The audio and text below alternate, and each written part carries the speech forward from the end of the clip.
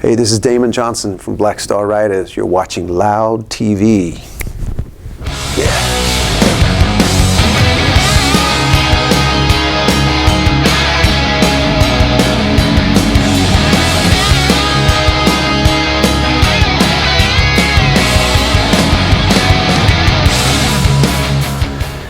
You know what? I think you're about right, man. You know, as far as like, you know, being a professional musician, yeah.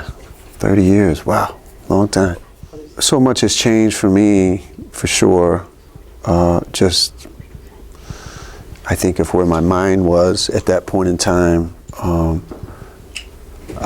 hoped that I could make a career in music, but I think there was a part of me, because I came from such a small town, very rural community, it just seemed like a fantasy, you know.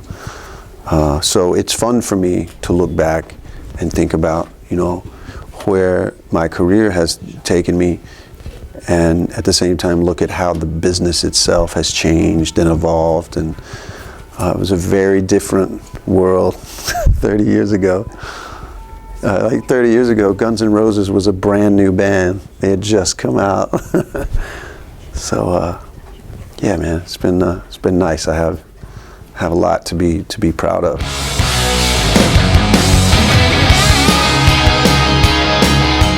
I'll tell you what, man, I saw Guns N' Roses this summer.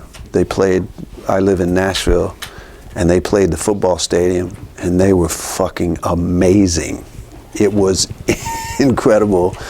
You know, we're friends with a lot of the guys in the band, and I've never heard Slash play better. Axl was in great form. You know, it was very exciting to see those guys together again, Duff and Axl and Slash.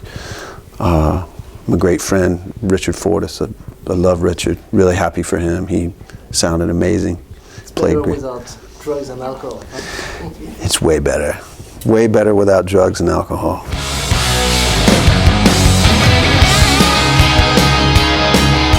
Yeah, no doubt about it. I think that's really, you know, as we've done several interviews over the last 3 days, I'm asked about the fact that in 4 years we've already made 3 albums. That's a lot of output, and that is absolutely a testimony to how great we work together. We get along great. We have a lot of respect for each other. There is a family element to it, without a doubt. You know, and I think we don't take for granted the fact that we're getting to do this at all, you know. When we made the first album 4 years ago, there was a lot of uncertainty within the band. We're like, okay, now what? You know, what's everybody gonna think? So very, very happy with how the reaction was, certainly from the rock community at large. You know, it's been good. Well, I think the key to that just comes down to the fact that you've got a band with guys in it that love to write songs. You know, I've been writing almost those 30 years. I know Ricky's been writing that long. Scott's legacy is documented and very special. So, and of course Jimmy and Robbie, you know, they've been super creative and a part of many great records themselves. So it's a unique group of guys. So we love to write, we love to work hard. So that's how it happens.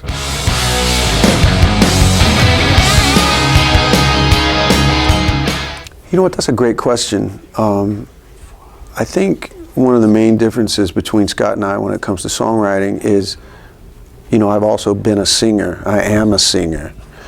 So when I'm writing with Ricky, I'm not just thinking about the guitar. I'm very aware of his phrasing, how the melody is moving, and I probably give as much attention to that as I do the guitar parts. You know, I'm not even thinking about solos or any of that stuff in the beginning. You know, it's really all about the lyric, the melody, the arrangement. And then it's great fun to like put on a different hat and then switch into guitar mode. And that's, you know, and then Scott and I get to do more together. Ricky's a great guitarist. Ricky's a great guitar player. He's got his own style. Obviously a completely different set of influences. You know, Ricky's very much from the punk background. Everything's very, you know, right hand and But it brings a nice, balance, just a great diversity. That's the word I'm looking for. It brings a diversity to our sound and to our songs.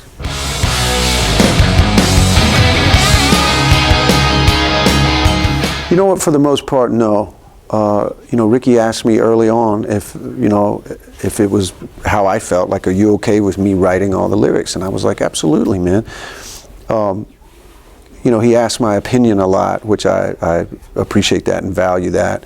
But I know that he values my opinion. But now 3 records into it, I've never have I doubted that Ricky was going to come up with something great. I've learned a lot from Ricky and how he writes and how he puts a song together. It's definitely made me a better songwriter. And I guess it's the most fun thing about talking about the record right now, is that we get to reflect it just like how it was all put together. So we definitely have a special chemistry.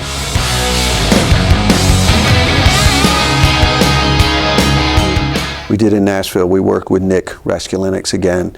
We loved Nick. We were very aware of who Nick was before we made The Killer Instinct. Almost in shock that he was available and wanted to work with us, So after that process, we just developed a great relationship with him. We trust his instincts. He's very aware of who we are as a band and what our strengths are and what our weaknesses are. So it's incredible.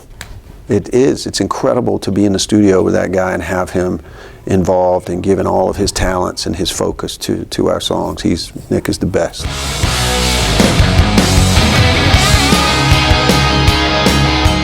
I love it. I love it as much as I love performing live. Particularly since we've begun working with Nick, every day it's kind of a surprise. Like, okay, what am I going to come up with today? I know, especially when it gets into the guitar solos and things like that. Nick gets me to play in a way that I would not play if it was just me. If it was just me and the engineer, I go, okay, record this. I would play something different.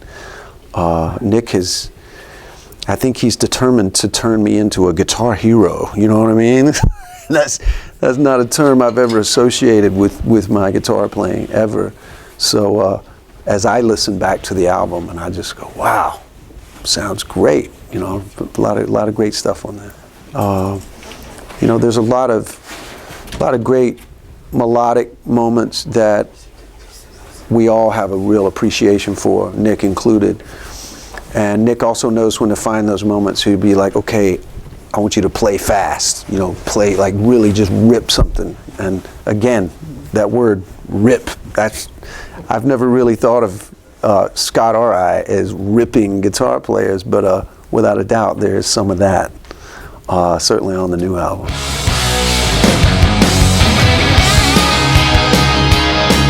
Well, I love vinyl just because, I'm a child of the 70s. I grew up with vinyl. I'm not as obsessed with it as a lot of people are. I definitely have some of my old records. A lot of them I got rid of a long time ago, but I still have my first Led Zeppelin album. I have my first Kiss album. My Van Halen album. Some Thin Lizzy. I have some Thin Lizzy albums for sure. But it's just great, man. It's definitely part of the music enthusiasm that people have. They love to get the vinyl. It's nice to pick up that big jacket and look at the artwork and read the credits. It's like the good old days. I love it.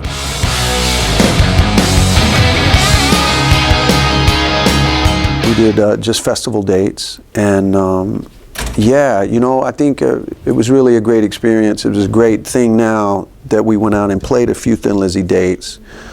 We had Scott Travis on drums from Judas Priest, and Tom Hamilton from Aerosmith on bass. Just amazing. So, I think 2017 will be very focused on Black Star Riders. Maybe the year after, we would do a few shows. The days of Thin Lizzy doing a full tour, those days are, I think, over. But a date, festival date here or there, yeah, that's fun. It's always a lot of fun. Yeah, the UK is really kind of, it was the hotbed for Thin Lizzy.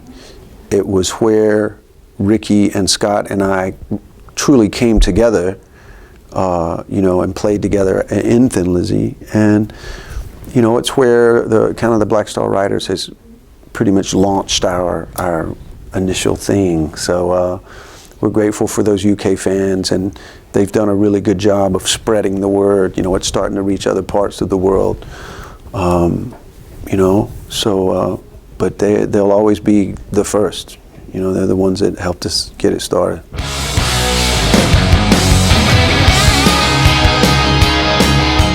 Maybe,